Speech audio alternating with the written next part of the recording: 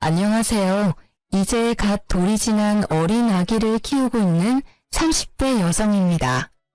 저는 어릴 때 부모님이 사고로 돌아가셔서 시골에 계신 할머니의 손에서 자라게 되었어요. 그래도 할머니가 저를 금이야 오기야 키워주셔서 부모님의 그늘 없이 자존감 높은 사람으로 성장할 수 있었고, 그 덕인지 좋은 회사에 취직해서 돈도 또래보다 조금 더 많이 벌 수 있었습니다. 그러다가 원수 같은 전 남편을 만났고 연애하던 중 뜻하지 않게 혼전 임신이 되었어요. 그래서 어쩔 수 없이 결혼을 서두르게 되었고, 이로 인해 큰 고비를 맞게 되었습니다. 사실 시댁에서는 시골 출신의 부모님도 없이 할머니 손에서 자랐다는 사실을 알고 저를 탐탁지 않게 생각하셨어요. 그러나 이미 제 뱃속에 아기가 있으니 어쩔 수 없이 결혼을 허락하셨죠. 그렇게 우리는 결혼식을 하게 되었고 신혼여행을 떠나려는데, 결혼식 내내 훌쩍이던 시어머니는 남편의 손을 잡고 대성통곡을 했어요. 아이고, 우리 호준이 안타까워서 어쩐다니. 사위사랑은 장모라던데 우리 아들은 고아랑 결혼해서 장모사랑도 못 받겠구나. 게다가 너보다 나이가 3살이나 많기까지. 다른 집 아들들은 다들 어리고 예쁜 여자한테 장가가던데 너는 이게 뭐니? 내가 속상해서 원.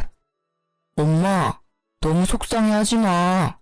누나 부모님이 안 계시긴 하지만 이미 누나 뱃속에 아기도 있고 결혼식까지 올린 마당에 어쩔 수 없잖아. 누나는 무슨 누나? 나는 너한테 저런 누나 낳아준 적 없다. 이제 다시는 내 앞에서 누나라고 부르지 마. 알겠어? 미나, 너도 네 남편 너보다 나이 어리다고 남편 이겨먹으려고 하지 마라. 알겠니? 어쩌다가 저런 고아랑 엮여서는, 에휴, 부모 없는 자식이 뭐 보고 배운 게 있기나 하겠어? 피로 현장에서 하객들이 주는 술을 과하게 마신 시어머니는 사람들이 많은 곳에서 나이도 많고 부모도 없다며 제게 무안을 주었습니다. 할머니는 시어머니의 말에 표정이 딱딱하게 굳으시더니 술 취해 정신없는 시어머니에게 한마디 했어요. 안싸돈, 아이들이 새 출발하는데 말이 조금 심하네요. 기분 좋은 날 서로에게 상처 주는 말은 하지 맙시다. 우리 미나 부모 없이는 자랐어도 제가 경우 없게 키우지는 않았습니다. 아직 우리 미나에 대해서 잘 모르는데 배경만 보고 일방적으로 오해하면 곤란해요. 그리고 이미 사람들 앞에서 결혼식도 올렸고 무엇보다 아이들 사이에서 아기가 생겼는데 어째요. 이제 마음에 안 들어도 받아들이셔야지 않겠습니까? 우리 미나 잘할 테니 오해하지 말고 잘 봐주세요. 솔직히 말해서 미나가 임신만 안 했어도 저희 결혼 안 시켰어요. 우리 귀한 아들 호준이가 나이도 많고 부모 없는 사람이랑 결혼한다는 게 말이 됩니까? 쟤는 왜 임신이 되어서 우리 아들 인생을 망치는지. 시어머니는 눈에 눈물이 그렁그렁해서는 계속 상처되는 말을 했습니다. 할머니 역시 시어머니의 말에 참지 못하고 화를 내려던 찰나 시아버지가 할머니께 허리를 숙이며 정중히 사과했어요. 사돈 어르신, 안사람이 오늘 과음해서 말 실수하네요. 죄송합니다. 사실 너무 갑작스러운 결혼이라 제대로 준비하지 못하기도 했고 유일한 아들 자식이라 많이 속상한가 봅니다. 저희도 미나가 딸이라고 생각하고 예쁘게 보도록 노력할게요. 호준이랑 미나는 비행기 시간 늦겠다. 여기 걱정은 말고 어서 출발하거라. 아버지, 그럼 엄마 좀 잘 부탁드려요. 엄마, 나 다녀올게. 울지 말고 속상해하지 마요. 아유, 나도 같이 눈물이 나려고 하네. 큰 싸움은 벌어지지 않았지만 할머니의 표정은 여전히 좋지 않으셨습니다. 저 역시 기분이 너무 좋지 않고 화가 많이 났어요. 사실 더 화가 나는 건 남편의 반응이었습니다. 만약 할머니가 사람들 앞에서 남편에게 상처되는 말을 했다면 저는 그런 말 하지 말라고 강경하게 말씀드렸을 거예요. 그런데 남편은 그러기는커녕 시어머니와 같이 눈물을 글썽이더라고요.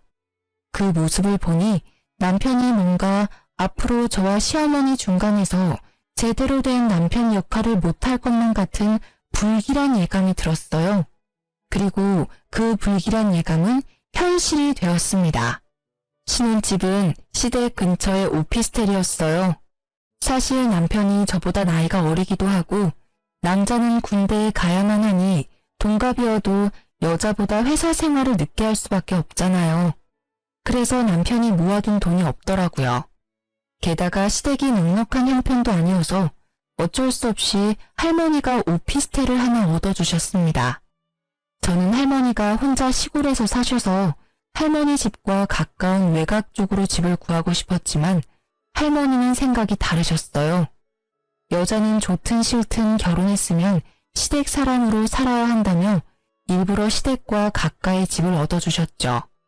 사실 시어머니가 절 싫어하는 게 분명해서 시댁과 가까이 사는 건 너무 부담스러웠어요.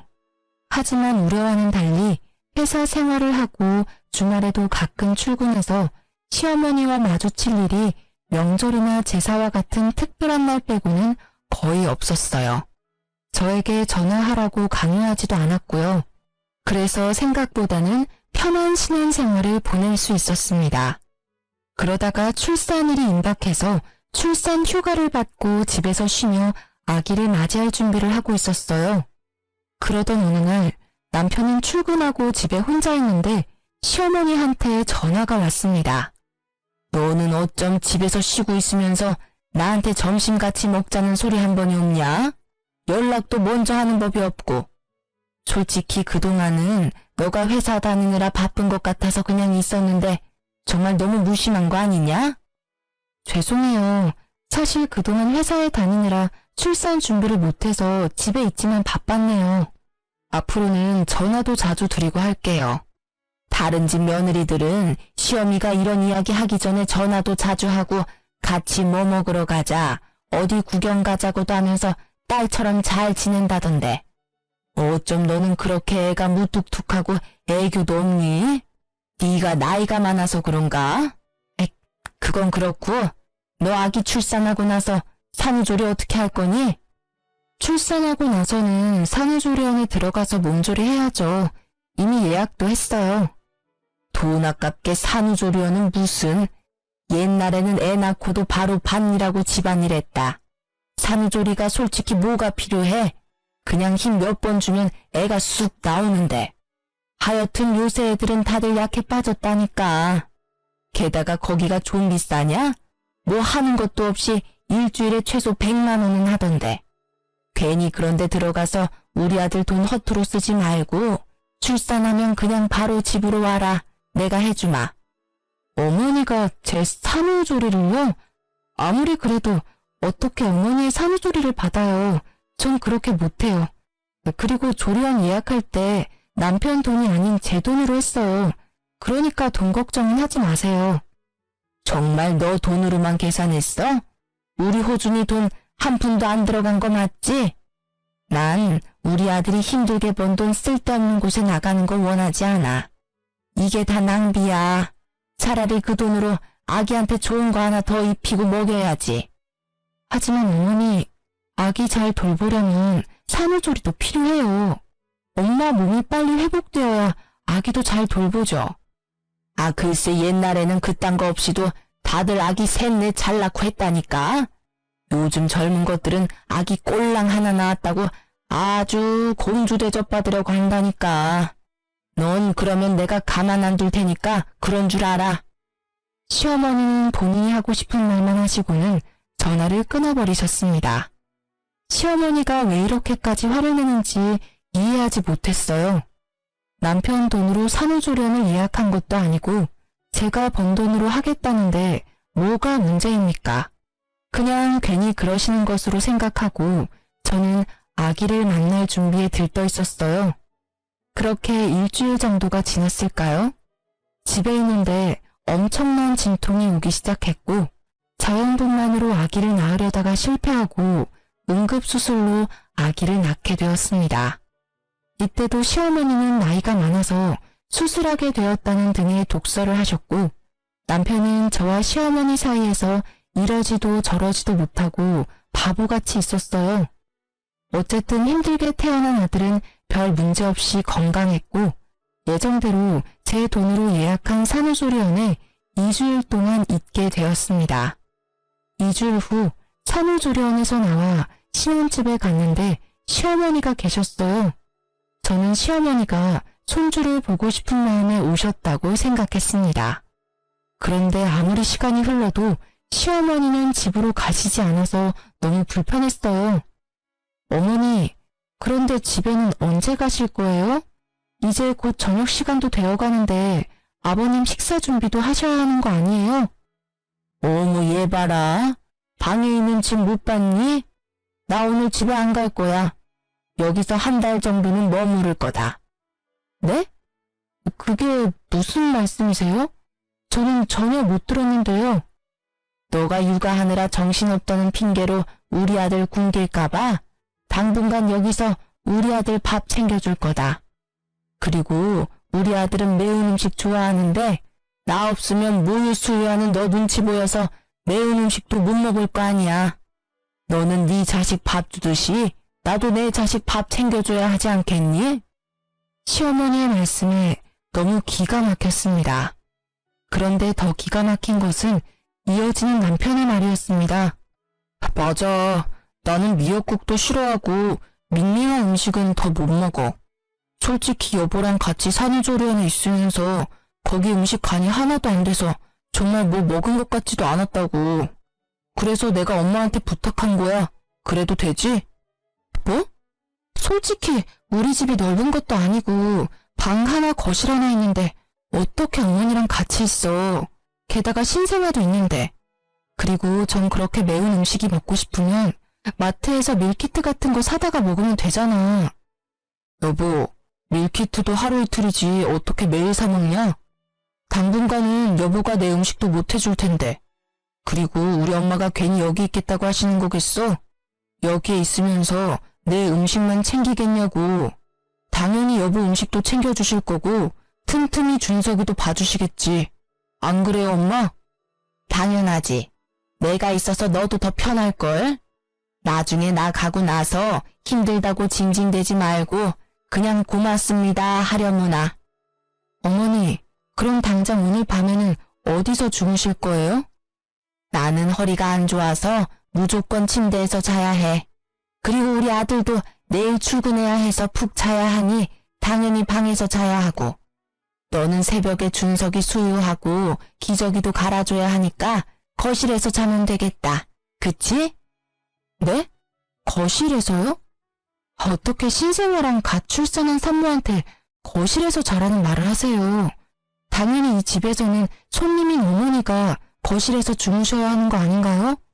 그리고 남편도 준석이 아빠니까 당연히 새벽에 같이 아기 봐야죠. 우리 호준이는 안 된다. 호준이는 잠 못 자면 큰일 나는 아이야. 게다가 내일 회사에 출근도 해야 하잖니. 너는 어차피 내일 집에서 쉬니까 너 혼자 새벽에 준석이 보렴. 시어머니는 가면 갈수록 도무지 이해하지 못할 말만 했습니다. 이 와중에 남편은 아무 말도 하지 않고 조용히 시어머니의 말에 고개를 끄덕이고 있었고 그런 모습을 보니 너무 화가 났어요. 야, 이호준, 너 내 남편 아니야? 우리 준석이 아빠 아니냐고. 넌 어머니의 말씀이 이해가 가? 이제 갓 태어난 신생아와 산모는 거실 바닥에서 자고 아빠인 너는 어머니랑 큰 방에서 자라는 이 말이 맞다고 생각해? 솔직히 우리 엄마 말이 틀린 건 또 뭐야. 너는 내일도 집에 있지만 나는 회사에 가서 일해야 해서 푹 잠을 자야 해. 난 솔직히 너가 이렇게까지 화를 내는 이유를 모르겠는데. 남편은 화를 내는 이유를 전혀 모르는 눈치였습니다. 정말 말을 하면 할수록 저만 나쁘고 이상하고 예민한 사람이 되는 것 같았죠. 됐다 됐어. 더럽고 치사해서 내가 나가고 말지. 난 솔직히 네가 우리 호준이보다 나이가 많으니까 생각도 깊을 줄 알았어. 그런데 이건 뭐 나이만 많지 생각도 없고 어른 공경하는 것도 없고. 너는 늙은 나랑 한 집에 같이 있기 싫다는 거지? 내가 나가마. 대신 박민아 너 나중에 힘들다고 육아 따위는 바라지도 말아라. 죽이 되든 밥이 되든 네가 알아서 네 힘으로 준석이 키워. 알겠어? 마음에 하나도 안 들어. 나 간다. 엄마, 이렇게 가시면 어떡해. 내가 마음이 불편하잖아. 아, 그러게 넌 왜 그딴 말을 해서 우리 엄마 속상하게 만들어? 우리 엄마가 너 도와준다잖아. 그런데 꼭 그딴 식으로 비꼬아서 말을 들어야 해? 얼른 사과 안 해? 남편은 어서 사과하라고 강요했지만 전혀 그러고 싶지 않았습니다. 결국 아기가 처음 집에 온 날은 이렇게 싸움으로 끝나고 말았네요.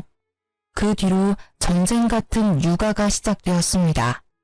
우리는 신생아가 혹시라도 다칠까봐 불안해서 홈 CCTV를 설치했어요. 물론 제가 항상 옆에 있기는 하지만 잠시 화장실 가거나 집안일을 할 때 무슨 일이 생길까봐 불안했거든요. 남편도 회사에서 아기를 보고 싶다고 해서 핸드폰 어플로 틈틈이 확인할 수 있도록 했습니다. 감시당하는 느낌이라 조금 불편하긴 했지만 그래도 남편이 회사에 있는 시간 동안 아기가 얼마나 보고 싶겠어요. 그 마음이 이해가 가서 그러라고 했네요. 그렇게 생활한 지 일주일이 지났습니다. 그날은 날씨가 갑자기 더워져서 아기 얼굴에 빨갛게 태열이 올라왔더라고요. 그래서 속사계를 풀고 부채질을 해주고 있었습니다. 조그마한 손과 발을 보며 귀여워서 어쩔 줄 몰라 하고 있는데 시어머니한테 전화가 왔어요. 얘, 잘 키우고 있어? 설마 팔다리 다 내놓고 키우고 있는 건 아니지? 아기들은 온도에 예민해서 추위 잘 타니까 팔다리 잘 감싸줘야 한다. 신생아가 감기 걸리면 난리나. 요새는 병원에 소아과 의사들도 없어서 아기들도 잘 안 받아준다더라. 그러니까 어서 속사계로 꽁꽁 싸매줘라. 속사계로 싸매면 땀띠 나서 고생할까봐 더 걱정되었지만 여기서 더 말하면 시어머니의 잔소리가 끊이지 않을 테니 그냥 대충 알겠다고 하고 전화를 끊었습니다. 그리고 당연히 속삭이도 하지 않았죠. 그런데 30분이나 지났으려나요? 시어머니한테 또 전화가 왔습니다. 속삭이 했니? 아무리 오늘 날씨가 더워도 아기들은 온도에 예민해서 추울 수 있어. 그러니까 얼른 속삭이 해줘. 네가 덥다고 해서 아기들도 더운 거 아니야. 아기들은 춥다고. 얼른 속삭이 해서 증거사진 보내라. 알겠니? 시어머니는 기어이 속삭이를 하라고 선호했고 어쩔 수 없이 아기를 다시 싸매서 사진을 찍었습니다. 잠시 후 잘 놀던 아기가 칭얼거리기 시작했어요. 기저귀를 보니 응가를 했고 저는 엉덩이를 씻기고 기저귀를 갈았습니다. 그런데 기저귀를 가는데 시어머니한테 또 전화가 왔어요. 아까 내가 이 말 한다는 거 깜빡했구나. 요새 젊은 사람들은 귀찮다고 일회용 기저귀 쓰는데 그거 아주 많이 안 좋아. 통풍이 안 돼서 아기 엉덩이 발진 나고 화학 제품이 가득해서 아기 몸에도 별로 안 좋단다. 그러니까 너는 일회용 기저귀 말고 천 기저귀 써라. 그리고 귀찮다고 세탁기 돌리지 말고 반드시 손빨래하고. 참, 아기 옷들도 세탁기 돌리면 안 된다. 아기 옷은 예민해서 반드시 다 손빨래 해야 해. 알겠니? 어머니, 요새 일회용 기저귀도 통풍 잘 되게 좋게 나와요. 그리고 저 지금 아직 출산한 지 한 달도 안 됐는데 어떻게 손빨래를 해요? 지금 손목도 아프고 허리 어깨 다 아파서 저 손빨래 못해요. 그래도 네가 엄마인데 이제 아기를 위해서 희생해야지. 그리고 아기 피부에 어른들 화학세제가 얼마나 안 좋은지 아니? 요새는 아기용 세제가 따로 나와요. 아기용 세탁기도 작은 걸로 장만해서 어른 세탁물이랑 같이 돌리지도 않고요. 다들 그렇게 하는걸요? 뭔 그렇게 말이 많아? 다들 그렇게 해도 내가 더 잘 알아. 솔직히 말해서 너가 아기를 잘 볼 수나 있냐? 아기 잘 앉지도 못하면서 뭘 한다고 그리 큰 소리야? 내 말대로 해라. 알겠니? 시어머니는 제게 더 말하고 싶어 했지만 때마침 아기가 배고프다고 울었습니다. 바로 무유를 먹이려 했지만 생각만큼 양껏 나오지 않더라고요. 무유가 나오지 않아서인지 아기가 숨이 넘어가게 울어서 급히 젖병과 분유를 챙겼습니다. 어떤 사람들은 이러면 혼돈이라서 끝까지 모유를 먹인다고 하지만 잘 먹고 잘 크는 게 우선이라는 생각에 바로 젖병에 분유를 탔어요. 아기는 배가 엄청 고팠는지 허겁지겁 분유를 먹기 시작했습니다. 겨우 집에 고요한 평화가 찾아왔는데 시어머니한테 또 전화가 왔어요. 그러나 한 손으로는 아기를 안고 다른 손으로는 젖병을 잡고 있어서 전화를 받을 수 있는 상황이 아니었습니다. 솔직히 전화 받기도 싫었고요. 그리고 10분 정도 뒤 잠이 든 아기를 조심스럽게 침대에 눕혔습니다. 저도 잠시 옆에서 쉬려는데 또 시어머니한테 전화가 왔어요. 너 모유 안 나온다고 분유 먹이는 거 아니지? 사람은 사람 젖을 먹어야지 소젖 먹으면 안 된다. 소젖 먹으면 애가 멍청해져. 성격도 포악해지고 말이야. 안 그래도 우리 손주 엄마 잘못 만나서 자연분만 못하고 수술해서 남들보다 뒤처질 텐데 더 뒤처지게 하면 되겠니? 절대 분유 먹이지 말고 모유 먹여라. 모유 잘 나오면 당연히 모유 먹이겠지만 모유가 안 나오는데 어떻게 먹여요? 어른들처럼 밥을 못 먹으면 빵이나 다른 걸 먹을 수 있는 것도 아닌데 모유 안 나온다고 굶길 수는 없잖아요. 애가 나이만 들어서 모유도 안 나오고 몸도 부실하고 우리 손주 걱정돼서 내가 가만히 있을 수가 있나? 어머니의 손주이기도 하지만 제 아들이기도 해요. 저도 잘 키우려고 노력하고 있으니까 너무 걱정하지 마세요. 네가 뭘 안다고 노력은 아기 잘 안지도 못하면서. 아무튼 이제 모유 먹이도록 해. 시어머니는 수시로 전화해서 사사건건 잔소리를 늘어놓았죠. 그런데 곰곰이 생각해보니 뭔가 이상했습니다. 속삭이를 푼 순간, 기저귀를 간 순간, 분유를 먹인 순간마다 기가 막힌 타이밍으로 전화가 왔잖아요. 마치 저를 지켜보고 있던 것처럼요. 이상하고 찜찜한 마음이 들기는 했으나 그냥 우연이겠지 생각하고 말았습니다. 아기가 낮잠 잘 동안 머리를 식히기 위해 TV를 켰어요. 그런데 TV를 켜자마자 시어머니한테 또 전화가 왔습니다. 예, 잔다고 TV 켜지 마라. TV에서 전자파 나와서 애 머리 나빠진다. 어머님, 어떻게 제가 TV를 켜는 순간 전화하셨어요?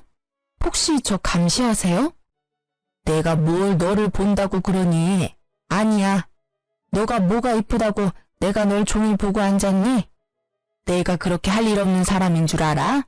그냥 우연인 거겠지. 아무튼 TV 켜지 마. 그렇게 따지면 핸드폰에도 전자파 많이 나와요. TV보다 핸드폰 전자파로 더 머리 나빠질 것 같아서 저 전화 꺼놓을 테니 이제 전화하지 마세요.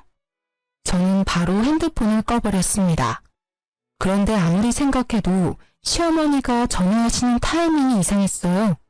아무래도 시어머니가 보고 있는 것 같았고 그날 저녁 퇴근한 남편에게 혹시나 하는 마음을 물어봤습니다. 내가 진짜 혹시나 하는 마음으로 물어보는데 혹시 저 카메라 영상을 어머니도 보실 수 있어? 제 말에 남편은 깜짝 놀라는 표정을 지었습니다. 그걸 어떻게 알았어? 이 반응은 뭐야? 그럼 계속 어머니가 내가 이 집에서 뭐하고 있는지 다 보고 계셨던 거야? 아니, 그걸 어떻게 알았냐고. 아기 속삭에 푸는 순간, 기저귀 가는 순간, 분유 먹이는 순간 시어머니한테 전화 오더라. 이거 하지 말아라, 저거 하라 하면서 사사건건 전화로 잔소리해 대셨어. 와, 정말 소름 끼친다. 어쩜 그래? 엄마가 매일 보고 싶으시다잖아. 그런데 엄마가 집에 매일 온다 그러면 누나가 싫어할 거 아니야. 어차피 나도 보는 중인데 엄마도 같이 보게 해드렸지. 그럼 안 돼? 만약에 우리 할머니가 너 보고 싶다고 너네 회사랑 집에 CCTV 설치하고 계속 보고 있다면 너는 기분 좋겠냐? 어머니한테 당장 어플 지우라고 해야겠다. 나는 그런 감시당하면서는 못 살아.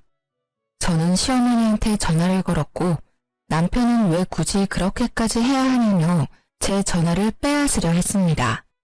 그러나 마치 기다렸다는 듯이 바로 받더라고요. 어머니, 그동안 CCTV로 저랑 아기 다 지켜보고 계셨죠?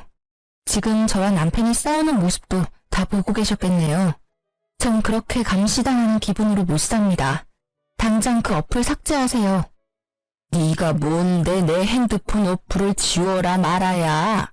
그래, 내가 그동안 너 집에 있는 동안 몰래 보긴 봤다. 그런데 내가 뭐 보고 싶어서 본 줄 알아? 너 신생아 처음 본다며. 아기를 제대로 안지도 못하는 네가 혹시 준석이 다치게 할까봐 걱정되고 불안해서 내가 봤다. 혹시라도 잘못되면 당장 달려가려고. 나는 앞으로도 이걸로 너 계속 볼 거다. 우리 손주 잘 키우는지 계속 감시할 거라고. 아무리 윗사람이어도 저를 그동안 그렇게 몰래 훔쳐봤으면 먼저 미안하다는 사과부터 해야 하는 거 아닌가요? 그러나 오히려 적반하장으로 저에게 화를 내셨습니다. 저 역시 가만히 있을 수 없었죠. 어머니, 이렇게 몰래 훔쳐보는 것도 불법이에요. 만약에 저희 할머니가 남편 보고 싶다고 이 집에 몰래 CCTV 설치해서 보면 어머니 기분 좋으시겠어요? 나이만 처먹었지 할머니 손에서 자란 네가 아기를 어떻게 키우니? 보나마나 그 깡촌에서 막 키웠을 텐데. 게다가 부모가 있던 것도 아니고. 이렇게 나이 많은 어른한테 말을 막 하는 거 보면 심성도 고약한데 네가 손주한테 무슨 해코지를 할지 어떻게 알아? 난 너 못 믿는다. 네가 부모 있는 집에서 바르게 잘 자랐으면 나도 이렇게 시간 낭비해가며 오지랖 안 부려. 아무리 그래도 전 매 순간을 감시당하며 살 수는 없겠네요. 어플 삭제 안 하시면 저 이 집에서 못 삽니다. 뭐 그럼 네가 이혼이라도 하겠다는 거냐? 그럼요. 못할 것도 없죠. 계속 이런 식으로 나오시면 저 이혼하겠습니다. 그래 아세요. 전화 끊습니다. 남편은 이 타이밍에도 제가 화난 이유를 전혀 알지 못했습니다. 우리 엄마가 혹시라도 준석이가 아프거나 하면 바로 달려와서 너 도와주려고 그러는 건데 너무하는 거 아니야? 어쩜 이렇게 우리 엄마의 마음을 몰라? 네 생각만 해. 너같이 시어머니를 우습게 하는 사람은 아마 세상 천지에 없을 거다. 참나. 그럼 나도 할머니한테 CCTV 보게 해도 되는 거지? 우리 할머니도 준석이 보고 싶으실 텐데 그렇게 하자. 아주 그냥 우리 이 집에서 밥 먹고 자고 쉬는 매 순간 다 할머니며 시댁에 다 공유하자. 그럼 됐냐? 어? 서로를 이해하지 못하며 계속 싸웠고 언성은 점점 높아져만 갔어요. 한창 싸우고 있는데 시어머니가 또 전화했습니다. 그만 싸워. 그래, 내가 네 뜻대로 어플 지웠다. 그러니까 우리 아들 그만 잡으라고. 제가 어떻게 믿어요? 솔직히 지웠다고 말하고 안 지우면 되는 것 아닌가요? 지금이라도 가서 내가 어플 삭제한 거 보여주랴? 지금 가? 아니요. 어머니께서 지우셨다니 뭐 믿어야죠. 만약이라도 저 몰래 계속 보고 계시면 저 준석이 데리고 바로 이혼하겠습니다. 일단 어플을 삭제시켰지만 그 뒤로도 시어머니와 남편에 대한 불신과 미움이 가득 남아있었습니다. 하지만 시아버지와는 사이가 좋았어요. 시아버지는 항상 제게 아들을 낳아줘서 고맙다고 표현해주시는 유일한 분이세요. 사실 시아버지는 상가에서 경비 일을 하고 계셨지만 벌이가 좋은 편은 아니었어요. 두 분이 사치스러운 생활을 하시지 않았지만 요새 같은 고물가 시대에 경비 일로는 먹고 살기가 쉽지 않더라고요. 그래서 결혼 후 시댁에 100만 원씩 용돈을 보내드리기로 했었습니다. 처음에는 크게 무리되지 않았으나 아기가 태어나니 의외로 돈 나갈 곳이 많았어요. 게다가 출산 휴가로 제 월급이 사라져서 남편 월급만으로 생활하기가 빠듯했습니다. 그래서 한 푼이라도 아끼고자 시댁에 용돈 주는 걸 줄이자고 말했어요. 여보, 우리 시댁에 용돈 줄여야 할 것 같아. 휴직 중이기는 하지만 지금 내 월급이 많이 줄어서 생활비가 반으로 줄었고 준석이 앞으로 나가는 돈도 많아서 매달 100만 원은 너무 무리야. 아, 뭐? 어떻게 그런 소리를 해? 야, 원래 자식은 결혼하면 부모님한테 효도해야 하는 거야. 너무한 거 아니야? 남편은 불같이 화를 내더군요. 용돈을 아예 없애겠다는 것도 아니고 형편에 맞게 줄이자는 게 이렇게까지 화를 낼 일인가 싶었습니다. 내가 언제 용돈 안 드리겠대? 그냥 줄이자고. 아니, 그러면 아예 우리 할머니한테도 똑같이 100만 원 보내. 솔직히 그동안 시댁은 형편 어려워서 매번 용돈 보냈는데 우리 할머니한테는 한 번도 용돈 보낸 적 없잖아. 뭐라는 거야? 할머니는 농사로 계속 돈을 버시고 계시잖아. 그리고 시골에서 혼자 사시고 직접 농사 지으시는 데다가 집도 할머니 집이라서 월세나 관리비도 안 들 텐데 돈 들어갈 곳이 어딨어? 반대로 우리 집은 아버지만 일하시니 얼마나 힘들겠냐? 넌 우리 집은 생각 안 하냐? 사실 시댁은 시아버지만 일하시고 시어머니는 평생을 전업주부로 사셨습니다.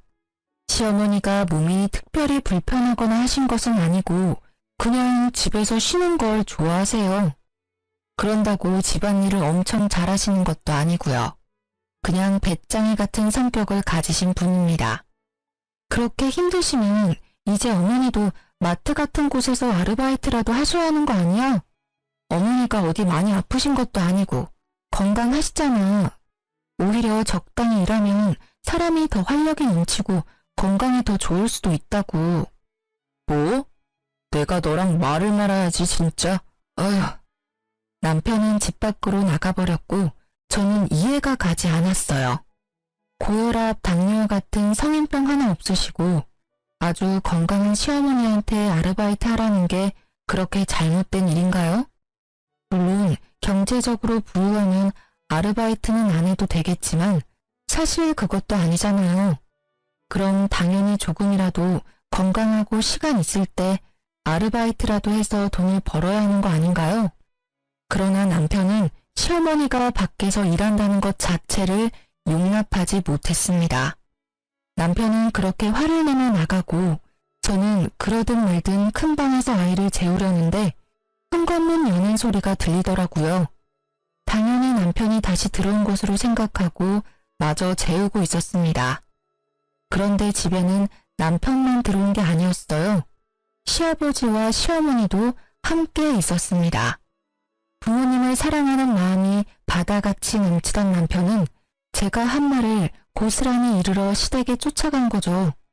시어머니는 큰 방에서 준석이를 재우는 저를 발견하시고는 제 머리채를 잡으셨습니다. 야, 우리 호준이에게 내 용돈 줄이라고 했다며? 네가 감히 어떻게 그런 말을 해? 네가 뭔데? 갑자기 달려드는 시어머니 때문에 저는 아기를 놓칠 뻔했습니다. 놀란 아기가 자지러지게 울고 저는 시어머니한테 참지 못할 정도로 화가 났어요. 아직 목도 가누지 못한 아기를 안고 있는 사람 머리채를 잡는 게 말이 됩니까? 어머니, 미쳤어요? 지금 이게 뭐 하는 짓이에요? 아기 안고 있는 거 안 보여요? 뭐 하는 짓? 너야말로 뭐 하는 짓이냐? 감히 어른들에게 주는 용돈을 줄여? 나, 네 남편의 엄마다. 당연히 나를 부양할 의무가 있다고. 그렇게 따지면 저도 저를 키워주신 할머니 부양할 의무 있어요. 그리고 제가 뭐 아예 없애겠다는 것도 아니고 줄이자는데 이게 이렇게까지 화낼 일인가요? 참고 또 참았는데 더는 안 되겠네요. 이혼하겠습니다. 이혼? 그래, 잘 됐네. 나도 너같이 싹수 없는 며느리 따위 필요 없다. 처음부터 너 다 마음에 안 들었어. 이혼해 둘이. 시어머니가 제 머리채를 붙잡고 화를 크게 낼 동안 남편은 옆에서 아무런 말도 하지 않았습니다. 그리고 시어머니와 함께 온 시아버지도요. 제 편인 줄로만 알았던 시아버지 역시 저를 가족으로 생각하지 않으셨던 거죠. 시아버지는 시어머니와 저의 싸움을 가만히 지켜보시더니 한마디 하셨어요. 이래서 집안에 여자가 잘 들어와야 하는데 어쩌다가 저런 쓸모없는 물건이 들어와서는 어휴, 우리 집이 어떻게 될런지. 시아버지의 말에 더는 이딴 집에서 살 이유가 없다고 생각했습니다. 그래서 아기를 데리고 육아용품이며 제 짐을 다 챙겨서 할머니 집으로 갔어요.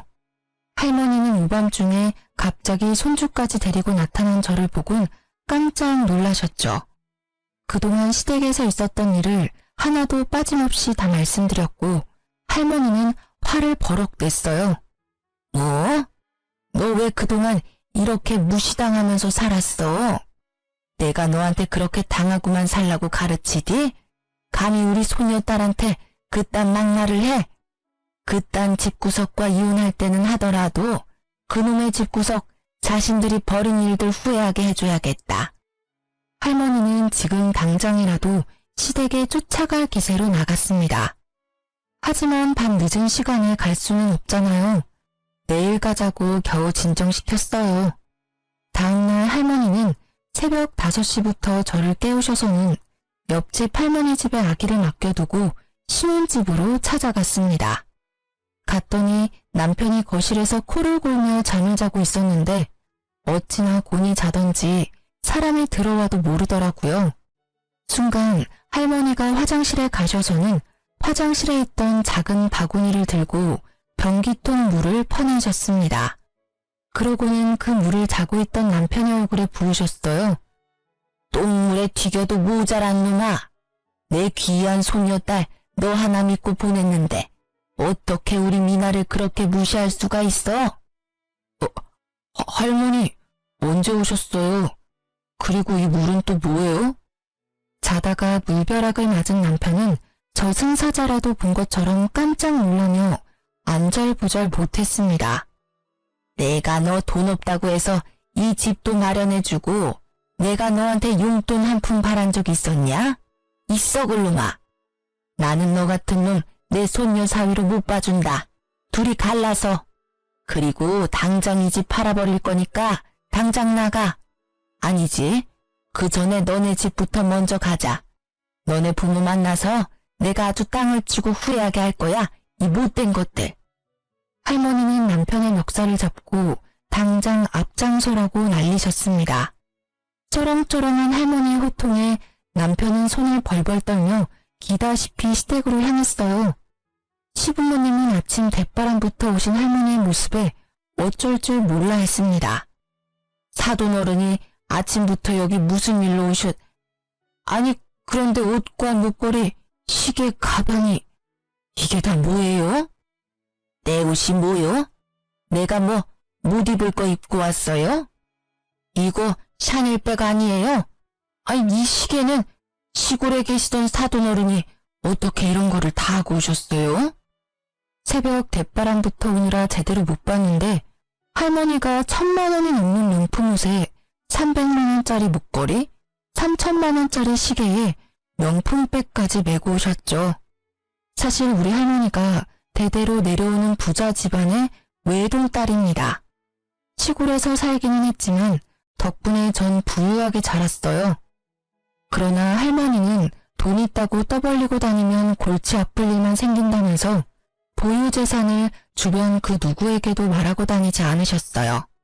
시골에서는 항상 몸빼바지만 입고 다니셨고 명품 옷은 몇 벌 있기는 하지만 거의 꺼내 입지 않으셨습니다. 그랬던 할머니가 갑자기 명품을 휘감고 오셨으니 시댁에서는 얼마나 놀랐겠어요. 할머니의 모습에 입도 못 다물고 있었고 할머니는 그런 시부모님께 한 소리 했습니다. 이봐요. 시골에 산다고 사람 우습게 보지 마요. 시골에 살아도 내가 당신들보다 훨씬 더 돈도 많고 능력이 있다고. 할머니가 시부모님께 더 뭐라고 말을 하려고 했는데 남편이 갑자기 할머니의 손을 잡았습니다. 그러더니 세상 착한 미소를 짓더라고요. 할머님, 화만 내지 마시고 손주 사위 말 한번 들어주세요. 저와 누나 약간의 오해가 생겨서 이렇게 된 거예요. 오해? 개 풀 뜯어먹는 소리하고 앉았네. 야, 우리 미나가 안타까운 사정으로 부모는 빨리 잃었어도 너보다 더 잘 먹고 잘 살았어. 이 썩을 놈아. 우리 미나가 내가 죽으면 물려받을 재산이 100억이야 이놈들아. 1억도 없는 거지 같은 집안에서 어디 우리 집을 무시해? 난 거지들과 사돈 못 맺으니 빨리 도장 찍어. 할머니의 말에 남편은 무릎까지 꿇었습니다. 할머니, 제가 나이가 어려서 생각이 짧았습니다. 부디 노여움 푸시고. 헛소리 집어치우고 당장 내 집에서 나가. 너네 신혼집 내가 사준 거 알지? 딱 하루 준다. 안 나가면 그 집에 있는 네 물건들 다 던져버리고 아주 박살 내버릴 테니까 그런 줄 알아. 어차피 살 날도 얼마 안 남았는데 이참에 뉴스 한번 나오지 뭐. 결국 남편은 신혼집에서 쫓겨났고 저는 바로 이혼하자고 했습니다. 그런데 할머니 재산이 탐이 났는지 합의를 해주지 않더라고요. 그러나 남편 놈과는 하루도 같이 붙어있을 자신이 없는 저는 일단 아이를 데리고 할머니 집으로 들어갔습니다. 그러던 어느 날 시부모님이 할머니 집까지 찾아왔어요. 두 분은 할머니를 보자마자 무릎까지 꿇으시더니 조심스럽게 입을 열기 시작했습니다. 사돈 어르신, 정말 죄송합니다.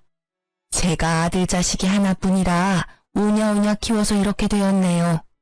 제가 아들 자식 잘 단독시키고 미나에게도 진심으로 사과할 테니 제발 우리 아들 받아주시면 안 될까요?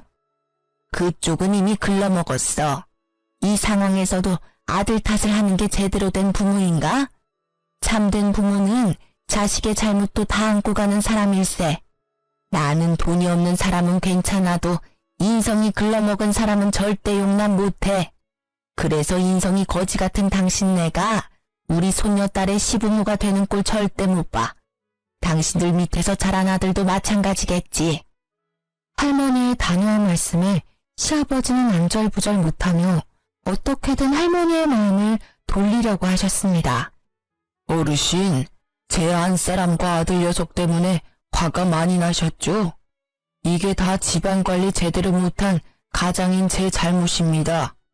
그러니 저만 탓하시고 우리 가족들 용서해 주시면 안 될까요? 웃기는 소리 하지 말게나. 아무리 돈이 없어도 인성이 훌륭한 사람은 많아. 당신들은 돈이 없어서 사람 관리 못한 게 아니라 그냥 원래 인성 자체가 거지 같은 사람들이야. 나는 이제 우리 미나 당신들에게 못 맡기겠네. 아이고 어르신, 제가 다 잘못했어요. 그러니 제발 노여움 푸시고 한 번만 기회를 주세요. 기회는 사람 같은 사람들에게나 주는 거지 당신 같은 사람들에게 주는 게 아니야. 나는 이제 당신네들과 더는 할 말 없으니 나가. 지금 안 나가면 경찰 부를 거요. 할머니의 이름장에도 시부모님은 나갈 기색이 없다가 할머니가 정말 핸드폰을 들어 112를 누르는 걸 보여주자 그제야 나갔습니다. 이후로 할머니는 오피스텔을 팔아버렸어요. 그리고 저는 돌도 지나지 않은 어린 아들을 키우는 이혼녀가 되어버렸죠. 아들에게 온전한 가정을 주지 못한 게 안타깝기는 하지만 제 선택에 후회는 없습니다. 아마 앞으로도 제 인생에 결혼이라는 선택지는 없는 것 같네요. 하지만 아빠의 빈자리가 느껴지지 않도록 최선을 다해 키우겠습니다. 저희 할머니가 저에게 그랬던 것처럼요. 우리 아들이 배가 고픈지 침을 대기 시작하네요. 전 이제 이야기를 마무리 지어야 할 것 같습니다. 지금까지 저의 이야기 들어주셔서 감사합니다.